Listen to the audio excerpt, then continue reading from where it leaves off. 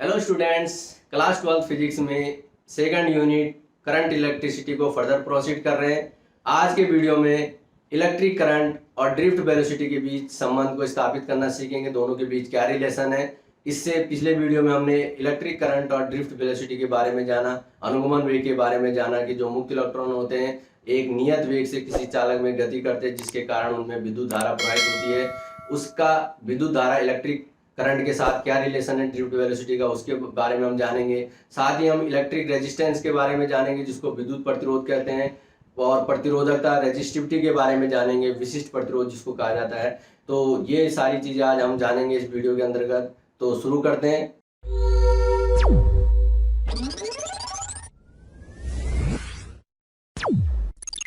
तो विद्युत धारा और अनुगमन वेग में संबंध स्थापित करना सीखेंगे। Relation between electric current and drift velocity, अनुगमन वेग, जो हम इससे पिछले वीडियो में अच्छी तरीके से जान चुके हैं। अनुगमन वेग हमारे पास जो हमारे कंडक्टर होते हैं, चालक होते हैं, उनमें बहुत ही अधिक संख्या में जो है मुक्त इलेक्ट्रॉन होते हैं। 10 की घात 29 प्रति घन मीटर हम बता चुके हैं इसमें इतने इलेक्ट्रॉन होते हैं किसी अच्छे कंडक्टर में।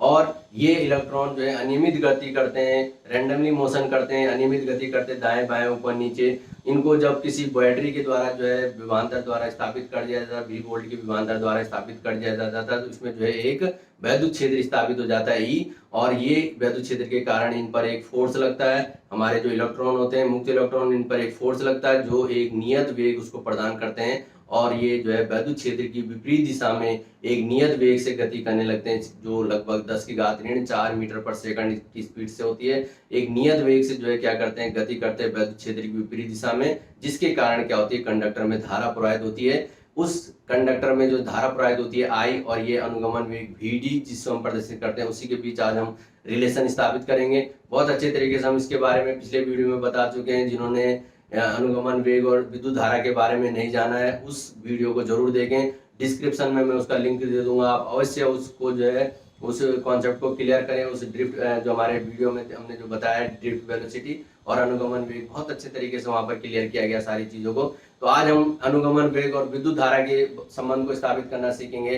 तो यहाँ पर हम क्या करते हैं, सबसे पहले कंडक्टर यहाँ पर मान लेते हैं। जो कंडक्टर है जिसके अनुप्रस्थ काट का जो क्षेत्रफल है A है, अनुप्रस्थ काट माने क्रॉस सेक्शन एरिया, दोनों का जो A है एक समान व्यास की जो है चालक तार है। जब हमारे पास जो हमारे बिजली के तार होते हैं उनको जब हम काटे कहीं दो लंबाई तक, हम लगातार दो सिरों पर काट करें अनुप्रस्थ काट, तो उस प्रकार से हमारे एक बेलनाकार आकृति का हमें आकार का एक जो है तार जो होता है वो बेलनाकार आकृति का हमें मिलता है, जिसके क्रॉस सेक्शन एरिया जो है A होते हैं। लेकिन दोनों तरफ के एरिया समान होंगे।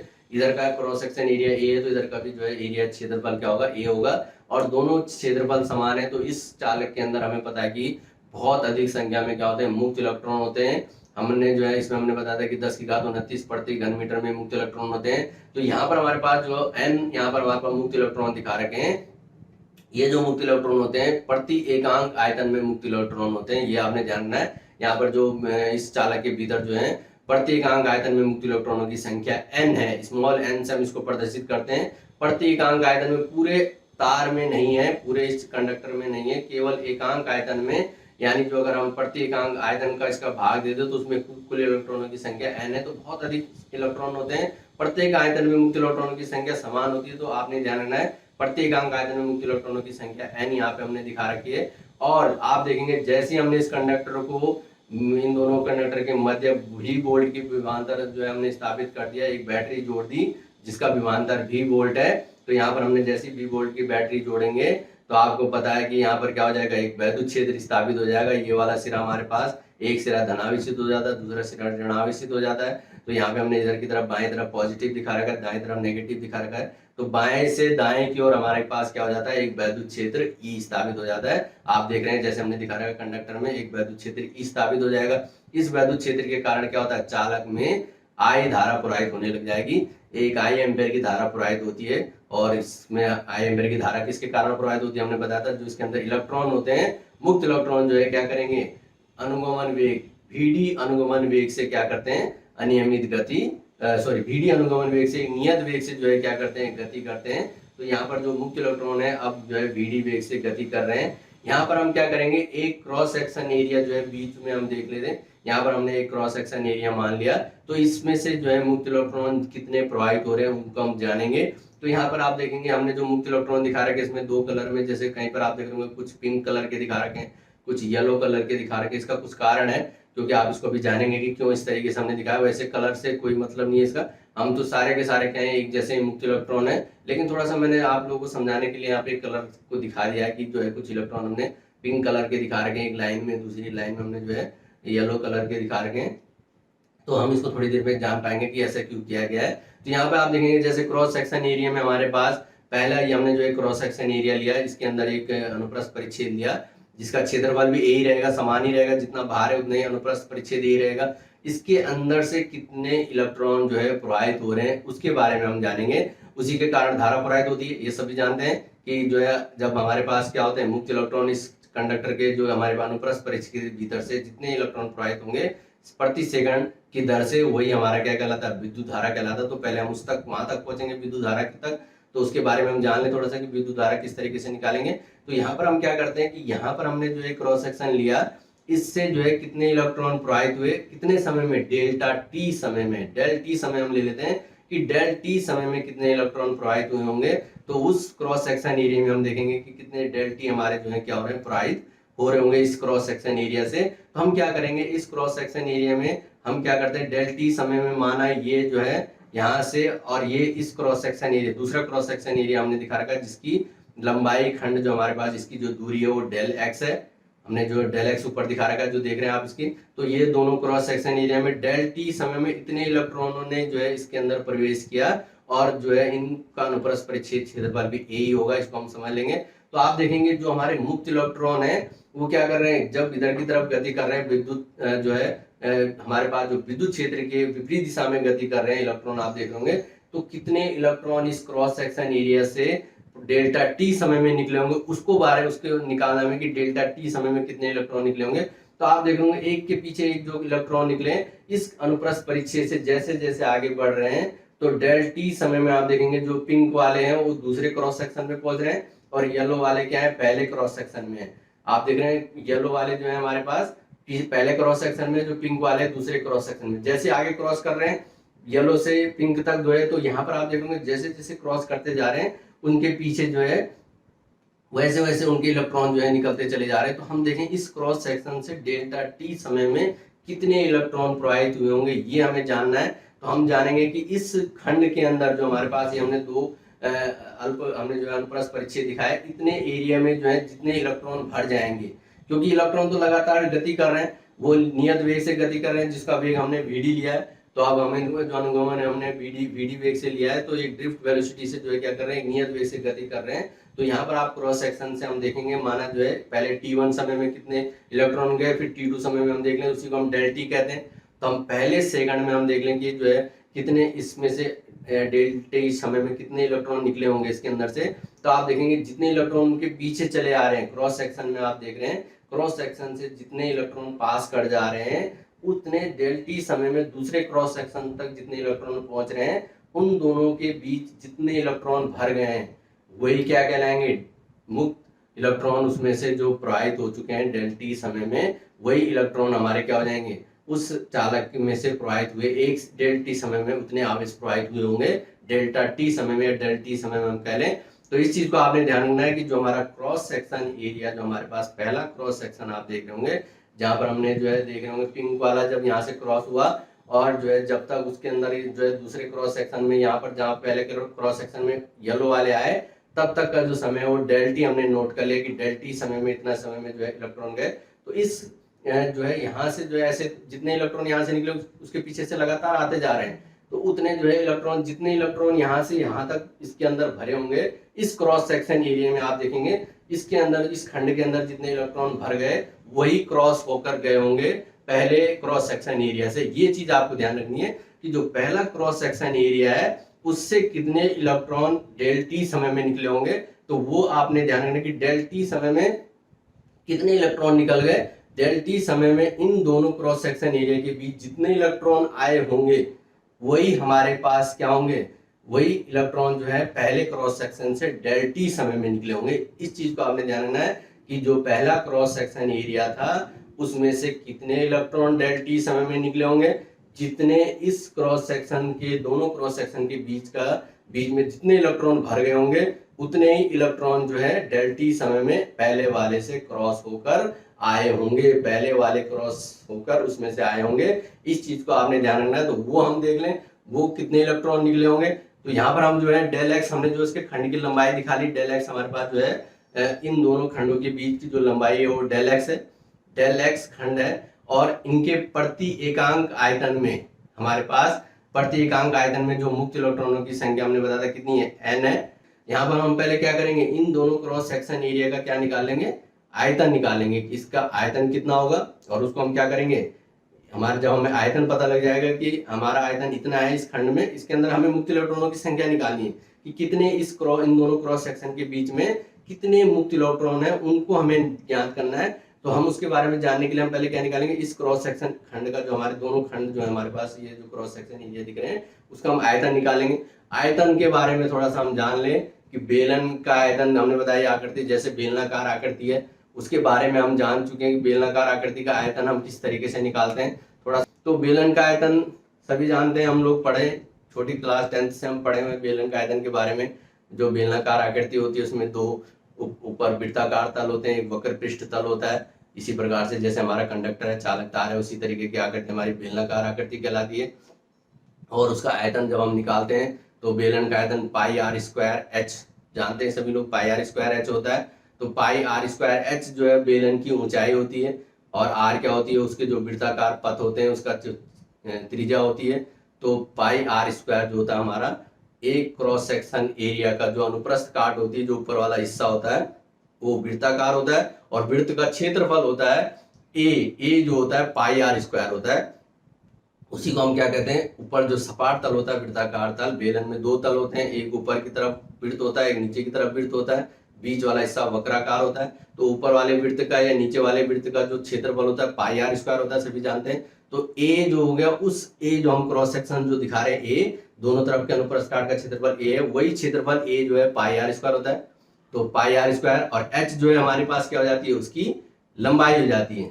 एच जो है हमारे पास बेलन की जो ऊंचाई है वही क्या हो जाती है, यहाँ पे लंबाई हो जाएगी।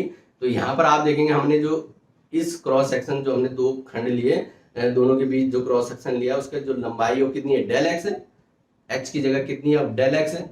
आप देख रहे हैं दोनों की जो लंबाई है, दोनों खंडों की जो बेलन है, इस बेलन को हम अब इस बेलन पे ध्यान दें, इनका जो क्षेत्रफल है ए है दोनों का, और लंबाई कितनी है, डेल एक्स है।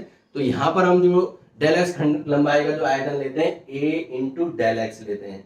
ए इंटू डेल एक्स क्यों लिया, अब आप समझ गए होंगे। पाई आर स्क्वायर एच से बेलन का आयतन जो है ए जो है पाई आर स्क्वायर, वृत्त का क्षेत्रफल ए है, यहाँ पे हमने ए लिया है। ए इंटू एच की जगह उस खंड की लंबाई जो थी डेल्टा एक्स थी, तो यहाँ पे हमने ए इंटू डेल्टा एक्स क्या ले ली, उस खंड की लंबाई ले ली, तो डेल एक्स हो जाएगा। तो यहाँ पर हमने उसका आयतन निकाल दिया, ए डेल एक्स उसका आयतन निकल गया। हमारे पास जो क्रॉस सेक्शन हमने दिखा रखा था इनका आयतन हमने निकाल दिया। तो हमने आयतन अब हमें निकाल दिया, तो इसमें जो है कितने इलेक्ट्रॉन होंगे उसके बारे में हम जान लें। तो हमें पता है कि प्रत्येक आयतन में कितने इलेक्ट्रॉन थे, एन थे।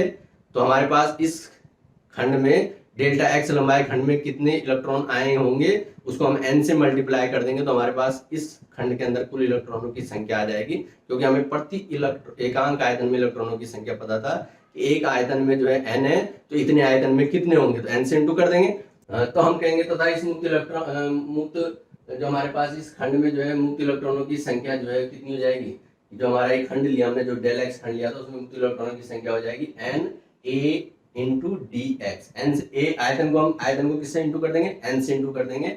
आयतन हमारा निकला था ए इंटू डी एक्स, ए इंटू डी एक्स को हम एन से इंटू कर देंगे, तो एन ए डेल एक्स। तो यहाँ पर आ जाएगा हमारा एन ए डेल एक्स। तो हमारे पास उस खंड के अंदर हमने क्या निकाल दी, मुक्त इलेक्ट्रॉनों की संख्या निकाल दी कि हमारे पास मुक्त इलेक्ट्रॉनों की संख्या डेल एक्स है, एन ए डेल एक्स है। हमारे पास हमने कुल जो आयतन हमने निकाला था वो ए डेल एक्स निकाला था, और मुक्त इलेक्ट्रॉनों की संख्या एन थी, तो हमने एन से इंटू कर दिया। तो N into A into del x हमारे पास, ये समझ गए होंगे, आयतन को हमने एन से इंटू कर दिया, तो इस खंड के अंदर हमारे पास कुल मुक्त इलेक्ट्रॉनों की संख्या हमें पता लग गई, और इतने इलेक्ट्रॉन यहाँ से क्रॉस कर गए।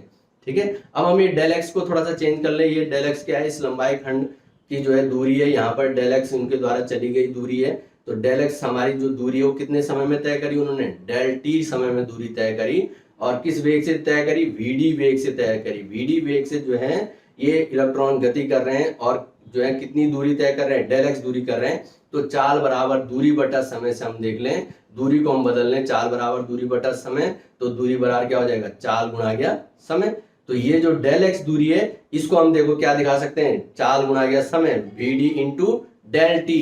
तो यहाँ पर हम जो है इसको दूरी को हम जो दिखा रहे हैं, डेल एक्स दूरी को हम जो है अब क्या दिखा सकते हैं, डेल एक्स की जगह V D into del T. आप देख रहे हो क्यों दिखा हमने V D into del T, क्योंकि दूरी को हमने बदल दिया, चाल गुणा गया समय। चाल किस चाल से चल रहे थे, वो वी डी चाल से चल रहे हैं, ड्रिफ्ट वेलोसिटी से चल रहे हैं। और कितनी दूरी तय, कितने समय ले रहे हैं, डेल टी समय ले रहे हैं। तो डेल टी समय लिया तो V D into del T, ये डेल एक्स के बराबर आ जाएगा, दूरी के बराबर आ जाएगा।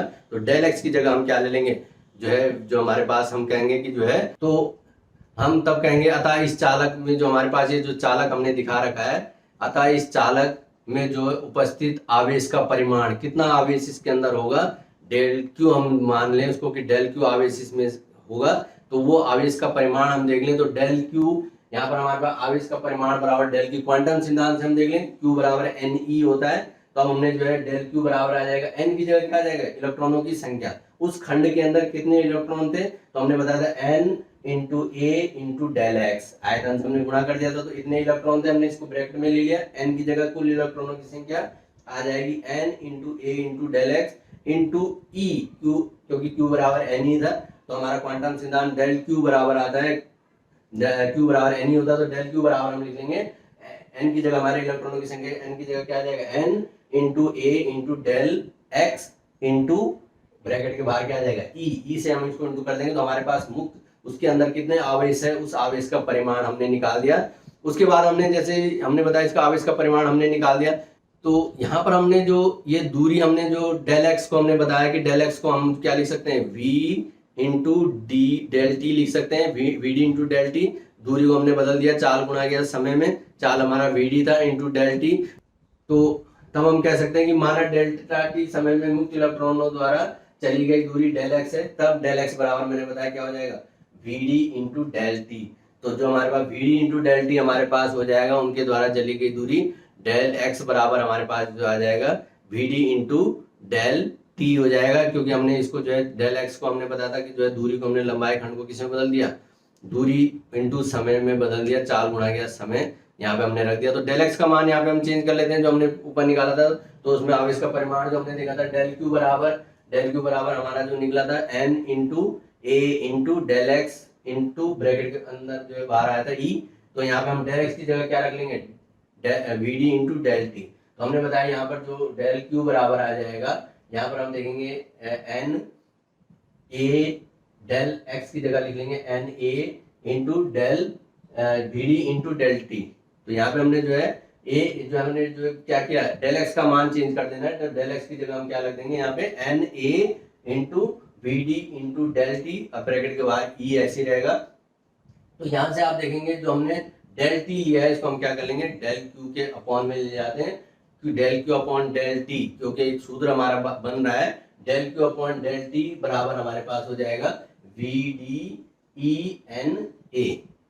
तो वी डी हमारे पास है, ई को हम अंदर ले जाते हो तो वी डी ई एन और कैपिटल ए हमारे पास एक बचता है del Q upon del T. तो del Q upon del T हम इससे पिछले टॉपिक में भी क्लियर कर चुके हैं। Del Q upon del T उस अनुप्रस्थ परिच्छेद से अगर आवेश जो है डेल क्यू आवेश का परिमाण निकलता है डेल टी समय में, तो वही क्या कहलाता है, उसकी दरी क्या कहलाती है, आवेश प्रवाह की दरी क्या कहलाती है, विद्युत धारा कहलाती है। तो del Q upon del T की जगह हम क्या रख लेंगे, आई रख लेंगे। तो अब यहाँ पर से रिलेशन निकलने वाला है, यही विद्युत धारा का जो है आई का मान हो जाएगा। Del Q upon del T की जगह हम आई रख लें तो आई बराबर हो जाएगा V D E N A. तो ये जो है यही संबंध हमारे पास क्या होता है, विद्युत धारा तथा अनुगमन वेग के बीच संबंध निकलता है, आई बराबर V D E N A. Veena करके भी हम इसको याद रख सकते हैं, Veena V D E N A. तो आई बराबर V D E N A, हमने जो है अनुगमन वेग और विद्युत धारा के बीच एक रिलेशन हमने निकाला, यही संबंध इनके बीच होता है। ये एग्जाम में पूछा भी जाता है, इंपॉर्टेंट क्वेश्चन है बोर्ड एग्जाम के हिसाब से। तो आप इसको ध्यान रखेंगे किस प्रकार से हमने इसको जो है बड़े आसान तरीके से समझना है कि किस तरीके से इस कॉन्सेप्ट को हम क्लियर करेंगे, किस तरीके से इसमें हम वैल्यू रखेंगे और ड्रिफ्ट वेलोसिटी का रिलेशन हम करंट के साथ किस प्रकार से निकालते हैं। तो आई बराबर V D E N A आ गया। इससे पिछले वीडियो में हम जो देखें थोड़ा सा वी डी का जो मान हमने निकाला था, अनुगमन वेग वी डी का मान हम निकाल चुके हैं, जो है इसका वेक्टर फॉर्म हटा दें, माइनस में हमने चिन्ह दिखाया था तो माइनस हम यहाँ पे नहीं दिखा दें, क्योंकि जो है अगर हम इसका परिमाण निकालें तो माइनस को हटा देते हैं।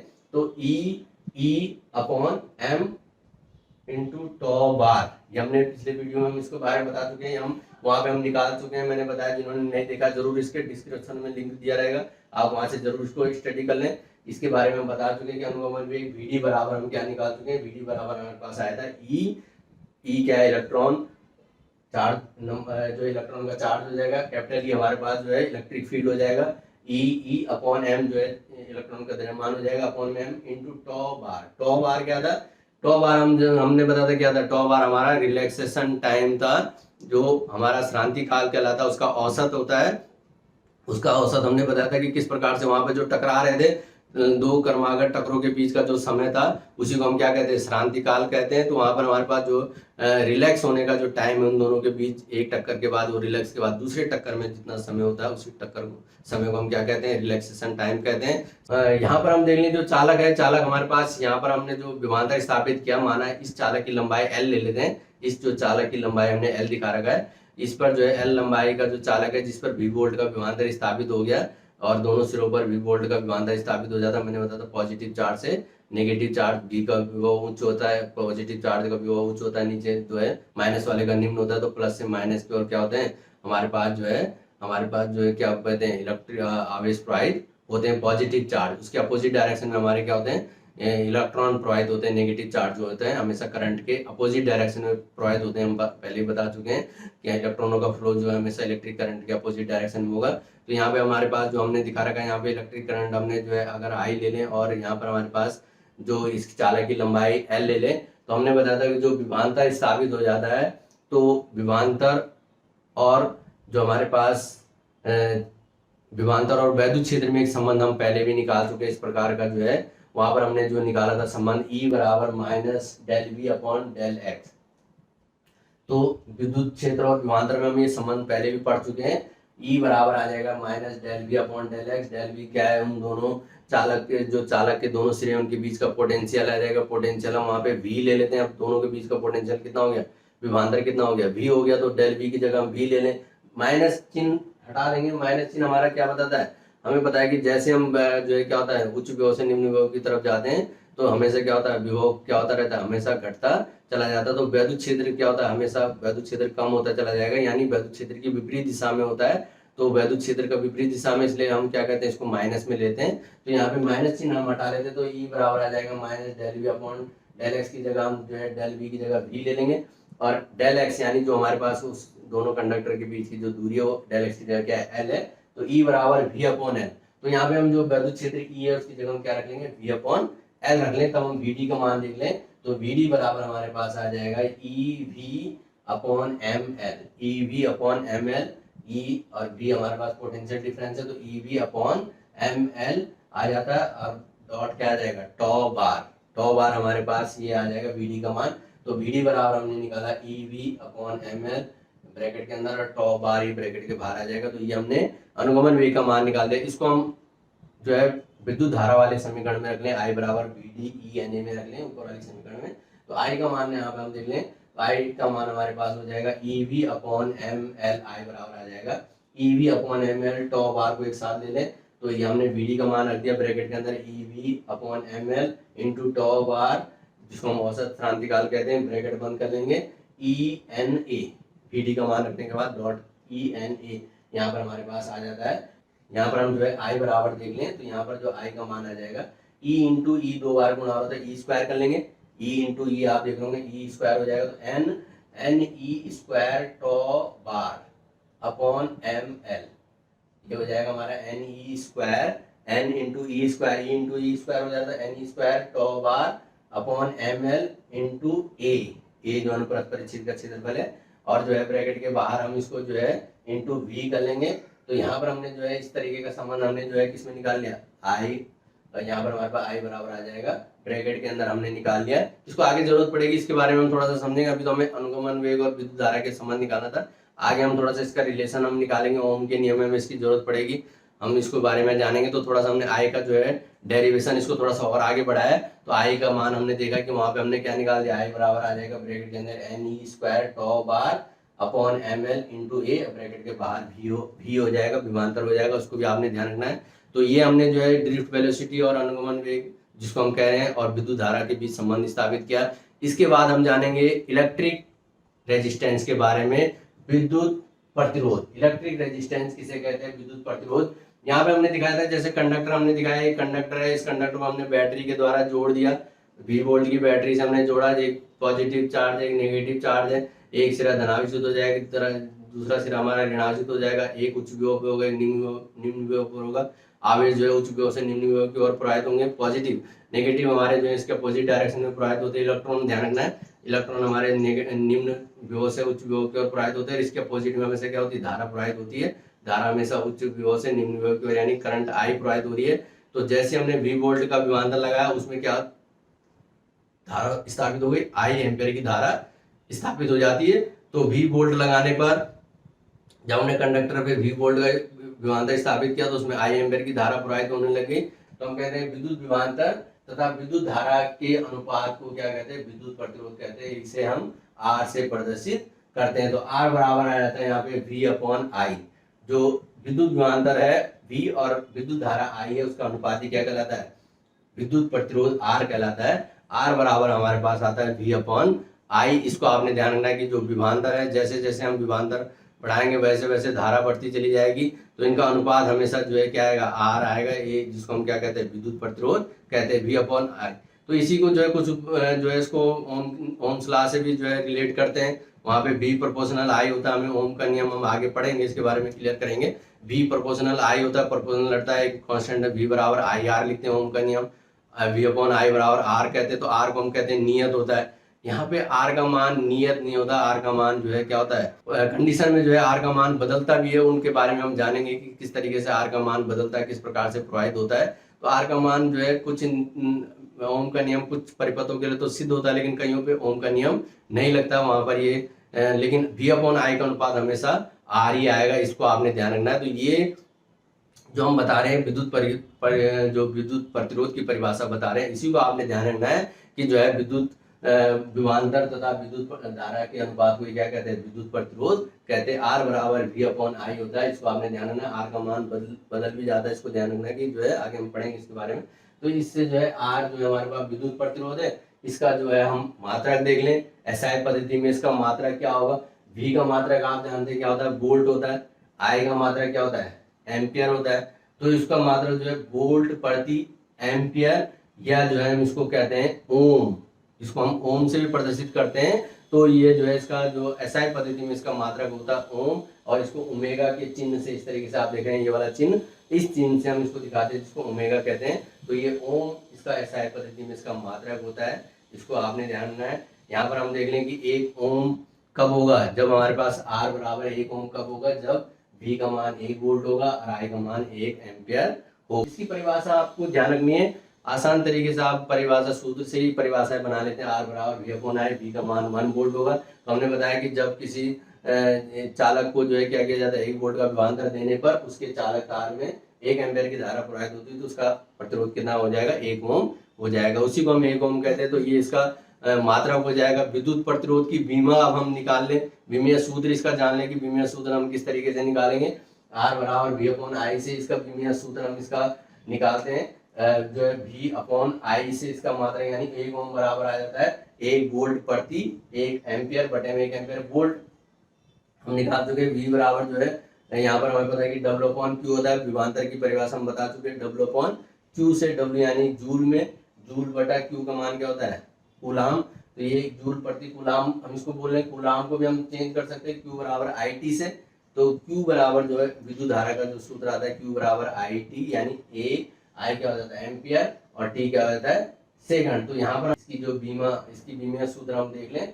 तो इसका जो हम इसको जो हम बोले जूल, हमने बताया कूलाम को क्या बोल सकते हैं, एम्पियर इंटू सेकंड। तो यहाँ पे हमारे पास जूल प्रति एम्पियर सेकंड आ जाएगा, क्योंकि Q बराबर आई टी से, I का मान एम्पियर होता है मात्रक और T का मान सेकंड होता है।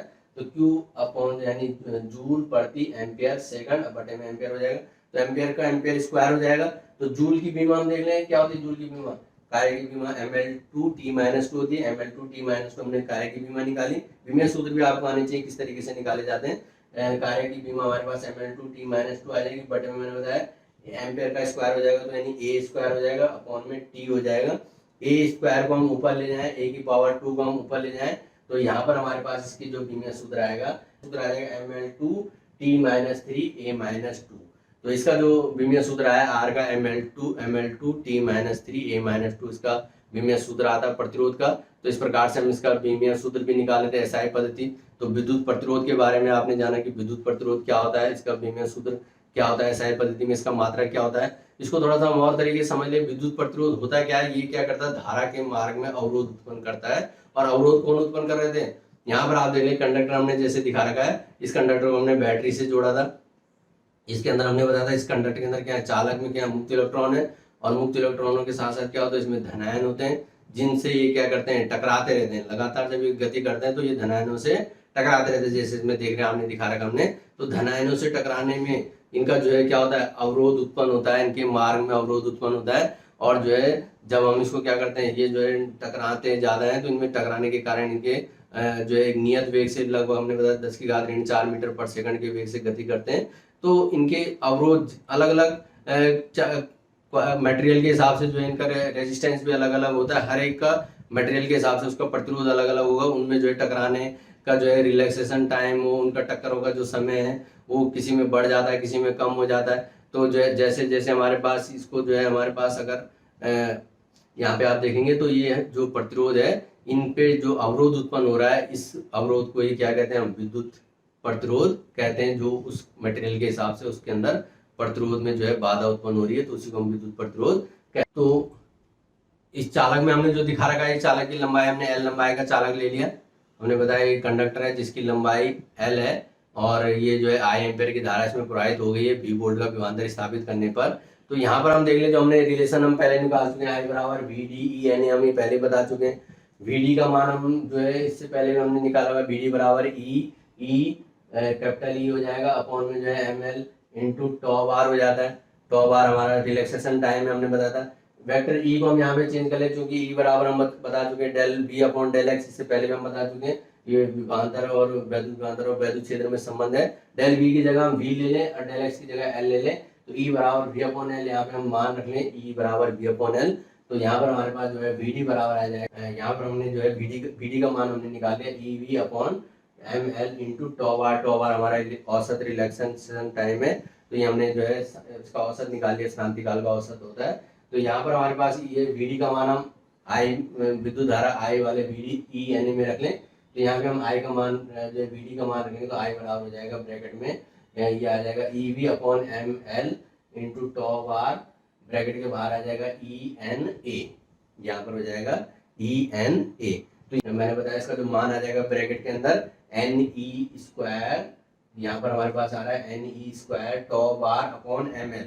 ठीक है, यहाँ पर हमारे पास जो मान आ गया इसका हम पहले भी निकाल चुके हैं, इसका NE square tau bar upon ML into A, और ब्रैकेट के बाहर V आ जाएगा। तो इन सबको हमने जब मल्टीप्लाई किया तो E और E का मल्टीप्लाई करके E स्क्वायर हो जाएगा। तो यहाँ पे हमारे पास I बराबर जो हमारी वैल्यू आ रही है NE square tau bar upon ML into A, bracket के बाहर आ जाएगा V, जो विभवांतर है उन दोनों प्लेटों दोनों कंडक्टर के सिरों पर जो विभवांतर है V है।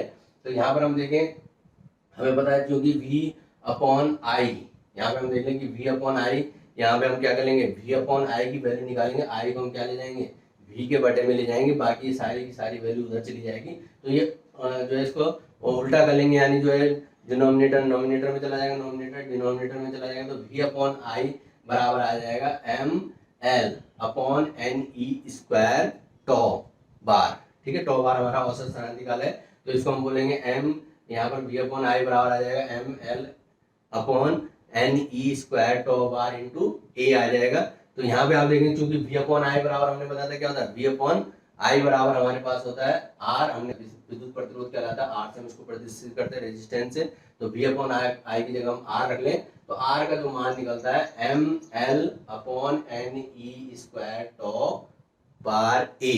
ये बहुत ही इंपॉर्टेंट सूत्र है, इसको आपने ध्यान रखना है। यहाँ पर हमारे पास ये जो है एक हमारे पास R की जो वैल्यू आ जाती है विशिष्ट जो हमारे पास विद्युत प्रतिरोध की जो वैल्यू आती है R बराबर ये आ गई ML अपॉन ब्रैकेट के अपॉन में आ जाएगी NE² toe bar into A।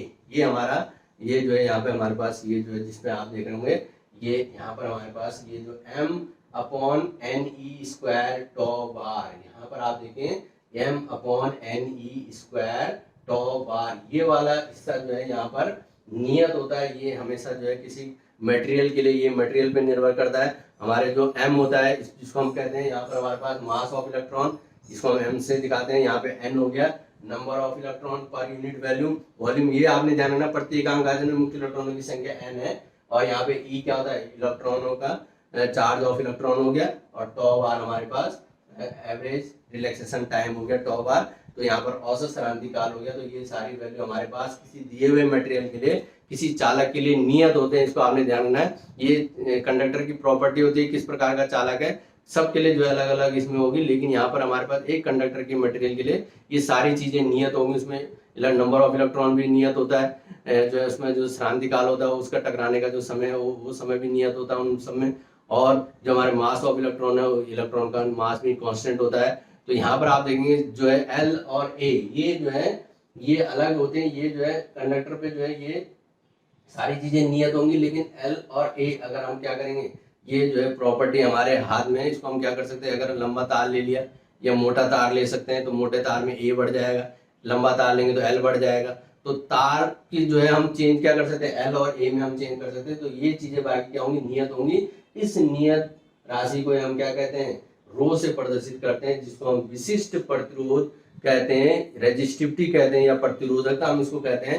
इसको हम रो से प्रदर्शित करते हैं तो इसका मान नियत होता है। तो ये सारी रो के मान आप देख लेंगे तो इसकी जगह हम क्या रख लेंगे, M अपॉन NE² टॉ की जगह हम क्या रख लेंगे, टॉ बार की जगह हम क्या रख लेंगे, रो रख लेंगे। रो जो हमारे पास होता है इसको विशिष्ट प्रतिरोध कहते हैं, रेजिस्टिविटी कहते हैं। इसी के बारे में हम आगे जानेंगे कि रेजिस्टिविटी किस तरीके से हमारे पास होती है। तो यहाँ पे आप देखेंगे हम क्या करेंगे, रो इसकी वैल्यू की जगह हम जो है रो रख लें तो R बराबर क्या आ जाएगा, R बराबर आ जाएगा रो L अपॉन A।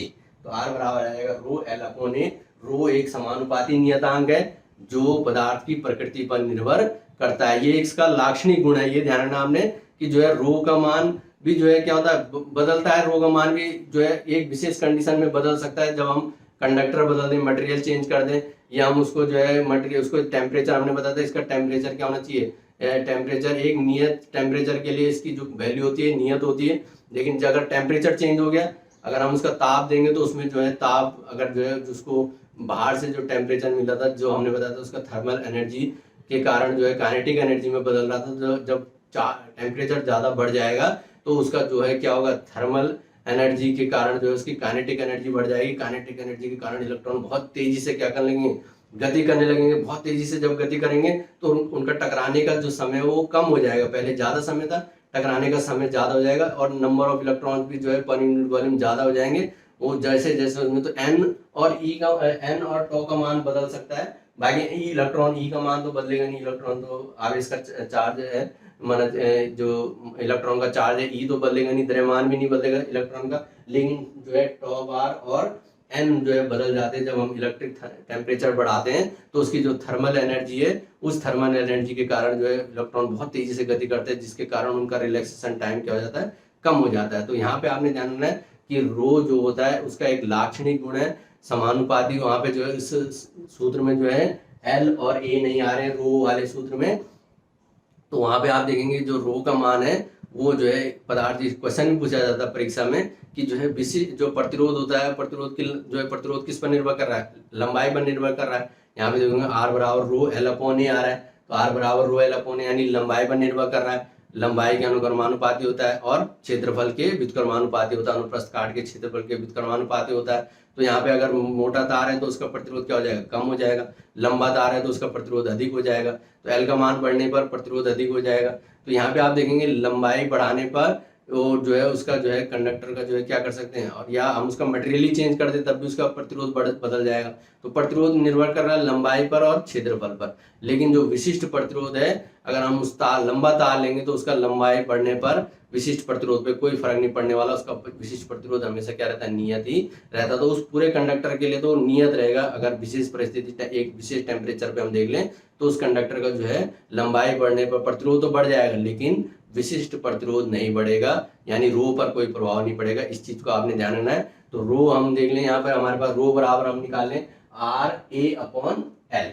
तो यहाँ पर हमारे पास जो विशिष्ट प्रतिरोध आर बराबर आ जाएगा, रो बराबर आ जाएगा आर ए अपॉन एल। इससे अगर हम ए की वैल्यू 1 रख दें, एल की वैल्यू भी 1 रख दें, तो रो बराबर क्या आ जाएगा, आर हो जाएगा। तब हम कह सकते हैं जो रो की मात्रा, जो कि रो की परिभाषा हम बता सकते हैं, विशिष्ट प्रतिरोधक की परिभाषा आती है कि एकांक लंबाई व एकांक क्षेत्रफल वाले चालक तार की प्रतिरोधकता उस चालक तार के प्रतिरोध के बराबर होती है, रो बराबर आर हो जाती है। इसका मात्रक हम देख लें, मात्रक इसका हमारे पास रो बराबर R A L A upon L से, यहाँ पर हमारे पास ए का मात्रक मीटर स्क्वायर होगा, बटे में एल का मात्रक मीटर होगा, तो मीटर के स्क्वायर से मीटर की पावर कट जाएगी, और आर का मात्रक क्या होता है, ओम होता है। तो इसलिए एसआई पद्धति में हम जो इसका रो का मात्रक कह लें तो इसका मात्रक होता है ओम मीटर, ओम, क्योंकि मीटर स्क्वायर से मीटर की पावर कट गई तो ओम मीटर, तो रो का मात्रक आ जाता है ओम मीटर। इसका मात्रक आपको ध्यान रखना है। इसका विमीय सूत्र भी निकाल लें, विशिष्ट प्रतिरोध का जो विमीय सूत्र आ जाएगा, आर की बीमा हम निकाल लें बट इंटू ए की बीमा निकालेंगे, बटे में एल की बीमा निकालेंगे। तो यहाँ पर हमने बताया था कि जो हमारे पास ए की बीमा होती है एल स्क्वायर होती है, आप जानते हैं। आर की बीमा हम इससे पहले निकाल चुके हैं ml2 t minus 3 a minus 2। तो यहाँ पे हमने ml2 t minus 3 a minus 2 हमने आर की बीमा रख ली, ए की बीमा हमने एल स्क्वायर रख ली, क्षेत्रफल की बीमा एल स्क्वायर, लंबाई गुणा के चौड़ाई एल स्क्वायर, और बटे में लंबाई की एल होती है। एल की पावर से एक पावर कम करेंगे तो 1 कम हो जाएगी। तो इसकी बीमा हम देख लें, जो हमारे पास एल की ये हो जाएगा ml की विशिष्ट प्रतिरोध की बीमा आ जाएगी ml की पावर 3 टी की पावर माइनस 3 ए की पावर माइनस 2। तो ये विशिष्ट प्रतिरोध का विमीय सूत्र आता है। विशिष्ट प्रतिरोध के बारे में आपने ध्यान रखना है। इस तरीके से आपने जो है आज विद्युत धारा और अनुगमन वेग के बीच संबंध सीखा। आई बराबर जो बी डी आई बराबर आता है V D E N A, V ना जो मैंने बताया याद करने का तरीका भी है, आई बराबर V D E N A, E जो है हमारे पास विद्युत इलेक्ट्रिक चार्ज हो जाता है, एन जो है प्रत्येकांक आयतन में मुक्त इलेक्ट्रॉनों की संख्या हो जाती है, ए जो है क्रॉस सेक्शन एरिया हो जाता है, अनुप्रस्थ काट का क्षेत्रफल हो जाता है। इस पे न्यूमेरिकल भी आएंगे तो आपको इस फार्मूले को याद भी रखना है, साथ में डेरिवेशन भी आता है इसका, तो निकालने के लिए व्यंजक प्राप्त करने के लिए आएगा। तो आई बराबर V D E N A हमने निकाला। विद्युत प्रतिरोध के बारे में हमने जाना, इलेक्ट्रिक रेजिस्टेंस किसे कहते हैं, रेजिस्टिविटी के बारे में जाना, प्रतिरोधकता पे आगे हम इसका पढ़ाएंगे। प्रतिरोध का जो है ताप पर, इसका जो है प्रतिरोधकता पे ताप का क्या प्रभाव पड़ता है, टेम्परेचर का क्या प्रभाव पड़ेगा, उसके बारे में भी हम जानेंगे। तो ये सारी चीजें आपने जानी। इस पर हम एक न्यूमेरिकल देख लें, इसका आंकिक पर्सन देख लें, विशिष्ट प्रतिरोध और प्रतिरोध पर हम एक न्यूमेरिकल आंकिक पर्सन देख लें जो हमारे पास आया है। एक क्वेश्चन पूछा भी जाता है परीक्षा में, एक तार का प्रतिरोध आर ओम है, यदि तार को खींचकर प्रारंभिक लंबाई की n गुनी कर दें, तार को खींचकर हमने उसकी लंबाई क्या कर दी, n गुनी कर दें, तो चालक तार जो तार है उसका नया प्रतिरोध क्या होगा। ये क्वेश्चन आपको परीक्षा में पूछा जाता है। आपको ध्यान रखना है कि चालक तार का प्रतिरोध हम किस प्रकार से निकालेंगे। जब हम उसको खींचेंगे तो लंबाई को खींचने पर, तार को खींचने पर तार पतला हो जाएगा। आप ध्यान रखेंगे मोटा तार है तो मोटा तार जब हम उसको खींचेंगे तो खींचने पे क्या हो जाता है, पतला तार हो जाता है। पतला तार हो जाएगा तो उस हमने जो एक अनुप्रस्थ काट का जो तार लेना है उसको हम देखेंगे, उसको समझेंगे कि किस तरीके से हम इसको हल करेंगे। तो यहाँ पर आप देखेंगे जो हमने दिखा रखा है, एक चालक तार दिखा रखा है, यहाँ पे आप देख रहे चालक तार है। इस चालक तार का जो है ये चालक तार हमारे पास अनुप्रस्थ काट का जो क्षेत्रफल इसका ए है, लंबाई इसकी एल है। यहाँ पर हम इसी चालक तार को देख रहे हैं। इसी चालक तार को खींचेंगे हम, खींचकर अब हमने जो है इसका ये तार मोटा तार था क्या हो जाएगा, पतला हो जाएगा, लेकिन लंबाई में बढ़ जाएगा। कितनी गुनी कर दी इसकी लंबाई, एन गुनी कर दी, तो यानी बढ़ा दिया इसको। तो अब हम मान लेते इसकी लंबाई क्या हो गई, एल डैश हो जाती है। अब अनुप्रस्थ परिच्छेद का क्षेत्रफल ए डैश हो जाता है, दोनों बदल जाएंगे। अनुप्रस्थ काट का क्षेत्रफल बदल के ए से ए डैश हो गया, लंबाई एल से बदल के एल डैश हो गई। प्रश्न अनुसार कह रहा है कि एल डैश जो है, जो लंबाई है वो क्या है, प्रारंभिक लंबाई की एन गुनी कर दी गई है। उसको हम समझेंगे, उसका मान हम रखेंगे। तो एक चीज आपको इसमें ध्यान रखना है कि जो हमारे पास ये कंडक्टर हमने दिखा रखा है, इसी को खींचकर हमने क्या किया, लंबा किया है तार को। तो इसमें जो चीज नहीं बदलने वाली है वो चीज होगी, दोनों में सेम होने वाला वो है आयतन। तो दोनों का जो आयतन होगा वो दोनों का आयतन सेम रहने वाला है। तो हम जानेंगे कि जो है खींचकर हमने लंबा किया तो उसका जो आयतन क्या रहेगा। तो हम कहेंगे कि जो है तार का प्रारंभिक आयतन, तार का प्रारंभिक आयतन देखिए मैंने बताया था अनुप्रस्थ काट का क्षेत्रफल और लंबाई से गुणा कर लेंगे, ए एल हो जाएगा, और खींचने के बाद जो उसका आयतन क्या हो जाएगा, ए डैश एल डैश हो जाएगा। तो दोनों तार का जो है प्रारंभिक आयतन और खींचने के बाद का आयतन हमने देख लिया, ए एल और ए एल डैश हो जाएगा। उन्होंने बताया कि जो तार का आयतन क्या होगा, नहीं बदलता, तार का आयतन दोनों में नहीं बदलेगा। तो आयतन नहीं बदलेगा तो ए एल बराबर क्या हो जाएगा, ए डैश एल डैश। दोनों का आयतन बराबर आने वाला है, तार को खींचने से पहले का और तार को खींचने के बाद का आयतन जो है पहले का जो है ए एल बराबर हो जाएगा ए डैश एल डैश। यहाँ पे आप समझ रहे होंगे आयतन को हमने किस तरीके से दिखाया, मैंने बताया पाई आर स्क्वायर बेलन की तरह से। पाई आर स्क्वायर हमारा ए अनुप्रस्थ परिच्छेद का क्षेत्रफल होता है, एल उसकी लंबाई होती है एच, तो पाई आर स्क्वायर की जगह हम ए एल कर लेंगे और दूसरे का जो है ए डैश एल डैश आ जाएगा, ये आपस में बराबर हो जाएगा।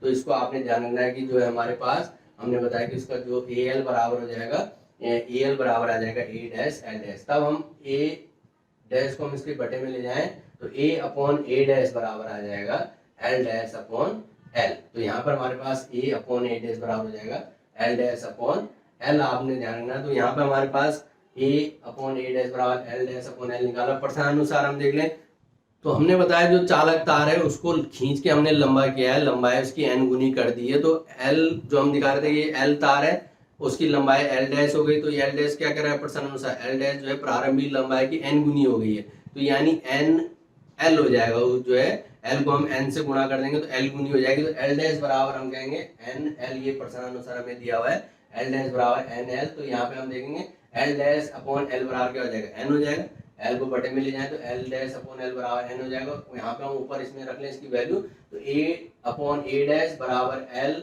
डैश अपॉन एल बराबर क्या हो जाएगा एन हो जाएगा। तो यहाँ पर हमारे पास ए अपॉन ए डैश बराबर एल डैश अपॉन एल बराबर एन, यहाँ पर हम समीकरण ए कर लेंगे इसको आपने ध्यान रखना है कि ये आया कैसे, ए अपॉन ए डैश बराबर एल डैश अपॉन एल। तो यहाँ पे हमारे पास एल डैश बराबर एन एल था, तो एल डैश को हम बटे में लेंगे तो एल डैश अपॉन एल बराबर एन हुआ था। तो इसलिए एल डैश अपॉन एल की वैल्यू एन है, तो वही value A upon A dash की भी है। तो ए अपॉन ए डैश बराबर एल डैश अपॉन एल हो जाएगा बराबर एन हो जाएगा। तो यहाँ पर हमारे पास ये इसको हम इक्वेशन फर्स्ट कर लेंगे, ये हमने इक्वेशन फर्स्ट किया। तो खींचने से पहले हम तार का प्रतिरोध देख लें। तो खींचने से पहले हमने बताया तार का प्रतिरोध खींचने से पहले आर बराबर है, आर बराबर हो जाएगा रो जो आ जाएगा एल अपॉन ए। खींचने से पहले उसका प्रतिरोध हो जाएगा आर बराबर रो एल अपॉन ए। इसको हम इक्वेशन सेकंड कर लेंगे। ये खींचने से पहले, खींचने के बाद यदि खींचने पर जो है तार का जो प्रतिरोध क्या हो जाता है आर डैश हो जाता है। खींचा हमने तार का और तार को खींचने के बाद उसका प्रतिरोध क्या हो जाता है आर डैश हो जाता है, तब आर डैश बराबर हो जाएगा। अब हमने बताया था जब तार को खींचेंगे तो विशिष्ट प्रतिरोध यानी रो नहीं बदलने वाला है, तो आर डैश बराबर आ जाएगा रो एल की जगह हो जाएगा एल डैश अपॉन ए की जगह हो जाएगा ए डैश। इसको इक्वेशन थर्ड कर लेंगे। आर डैश बराबर आपको क्लियर हुआ होगा किस तरीके से हमने निकाला इसका मान। आर डैश बराबर आ जाएगा रो नहीं बदलने वाला, मैंने बताया एल डैश बदल जाएगा अपॉन ए डैश हो जाएगा, इक्वेशन थर्ड आ जाएगी। तो यहाँ पर हम क्या करते हैं समीकरण 2 और 3 से हम देख लें, समीकरण 2 और 3 में हम इसका भाग दे दें तो अपॉन आर बराबर आ जाएगा रो, यहाँ पर हम आर डैश की वैल्यू रख लें rho L dash upon A dash, बटे में आ जाएगा रो एल अपॉन ए। रो से रो देख रहे हैं दोनों तरफ कैंसिल हो जा रहा है, रो से रो कैंसिल हो जाएगा। यहाँ पर हमारे पास जो है L dash upon A dash आया था और बटे में क्या था एल अपॉन ए, तो इनको जो है हम ऊपर ले जाएंगे तो ये जो है आर डैश अपॉन आर बराबर आ जाएगा एल डैश अपॉन एल को एक साथ लिख लें L dash upon L into यहाँ पे आप देखेंगे ए अपॉन ए ऊपर चला जाएगा तो ये हो जाएगा ए अपॉन ए डैश। तो L dash upon L into A dash upon A. L यहाँ पे समीकरण एक से हम देख लेंगे इनकी वैल्यू रख लें एल डैश अपॉन एल की वैल्यू क्या थी एन थी, तो बराबर हम इसकी जगह क्या रख लेंगे एन रख लें। उसी प्रकार से ए अपॉन ए डैश की वैल्यू देख लें उसकी वैल्यू भी एन थी, तो यहाँ पे हम इंटू एन कर लें। तो यहाँ पे एन इंटू एन क्यों आ रहा है, एल डैश अपॉन एल की वैल्यू भी एन है, ए अपॉन ए डैश की वैल्यू भी एन है, तो एन इंटू एन क्या हो जाएगा एन स्क्वायर हो जाएगा।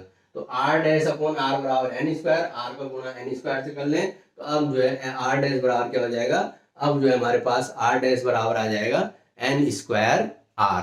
तो इस सूत्र से हम क्या करते हैं, ये वाला जो है क्वेश्चन आपको ध्यान रखना है। इस तरीके से अगर हमने खींच के एन लंबाई का तार कर दिया तो उसका प्रतिरोध जो है एन स्क्वायर गुना हो जाता है, उसका प्रतिरोध जो नया प्रतिरोध होगा यानी एन स्क्वायर का जो पुराना प्रतिरोध है यानी आर प्रतिरोध का एन स्क्वायर गुना हो जाता है। तो ये सूत्र आर डैश का मान निकलता है। यहाँ पे इसको आपने ध्यान रखना है। अगर जो है अगर हम माने जैसे क्वेश्चन आपको दिया होगा कि 16 ओम का प्रतिरोध है, उसको जो है खींचकर 2 गुना उसकी लंबाई खींचकर 2 गुनी कर दी तो एन का मान 2 रख देंगे। अगर 3 गुनी कर दी खींचकर तो वहाँ पे एन की वैल्यू 3 रख देंगे, 3 रख देंगे। तो ये आपको ध्यान रखना कितना गुना उसने प्रतिरोध किया, तो एन स्क्वायर का ध्यान रखना है। कॉम्पिटेटिव एग्जाम में भी पूछे जाते हैं तो वहाँ पे एन की वैल्यू रखनी होती है सिर्फ कि माना 4 गुना कर दिया तो 4 स्क्वायर यानी 16 हो जाएगा, 4 का स्क्वायर जो है 16 हो जाएगा और 2 ओम प्रतिरोध था तो नया प्रतिरोध 16 दूना 32 ओम हो जाएगा। तो इस तरीके के क्वेश्चन आते हैं कि लंबाई को खींचकर इतना गुना कर दिया तो आप उसका नया प्रतिरोध कितना हो जाएगा। इंपॉर्टेंट क्वेश्चन है। तो आज आपने जो है ड्रिफ्ट वेलोसिटी और करंट इलेक्ट्रिक करंट के बीच रिलेशन को समझा, विशिष्ट प्रतिरोध के बारे में जाना, विद्युत प्रतिरोध के बारे में जाना, उससे संबंधित एक आंकिक पर्सन रिलेशन में आपने जो है आंकिक पर्सन को भी सीखा। तो ये सारी चीज़ें आपके लिए जो है आगे चल के काम आएगी। आशा करते हैं आपको ये वीडियो पसंद आया होगा। नेक्स्ट वीडियो में फिर मिलेंगे, तब तक के लिए गुड बाय, थैंक यू।